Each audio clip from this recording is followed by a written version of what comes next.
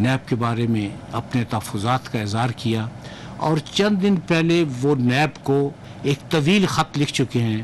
جس میں نہ صرف نیب کی خدمات کو سراہا گیا بلکہ بزنس کمیونٹی کے لیے ان کے اقدامات کی بھی مدح سرائی کی گئی، اور ہر اعتبار سے اس کو ایک مثالی ادارہ قرار دیا۔ لیکن جب وہ چیف آف آرمی سٹاف کے سامنے اس سیمینار میں تشریف لے گئے، میں ان کا نام نہیں لے رہا، ہر ایک کی عزت نفس کا خیال ہے، اور کسی کا امیج مجروح کرنا کبھی بھی پیش نظر نہیں رہا کہ اگر ان کے کچھ تحفظات تھے تو بتا دیتے، بجائے اس کے کہ انہوں نے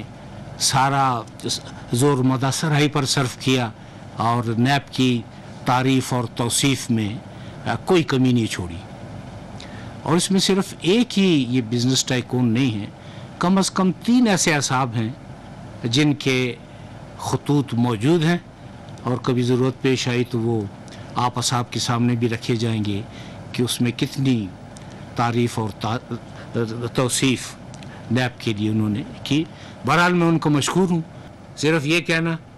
کہ جی نیب سیاسی انتقام کا ادارہ ہے، یہ صرف کہنے سے تو بات نہیں بنے گی نا۔ میں کئی موقعوں پہ کہہ چکا ہوں اور آج دوبارہ کہہ رہا ہوں کہ ہر انسان اپنے قول و فعل کے لیے رب کے سامنے جواب دہ ہے، اور سیاسی انتقام کس لیے؟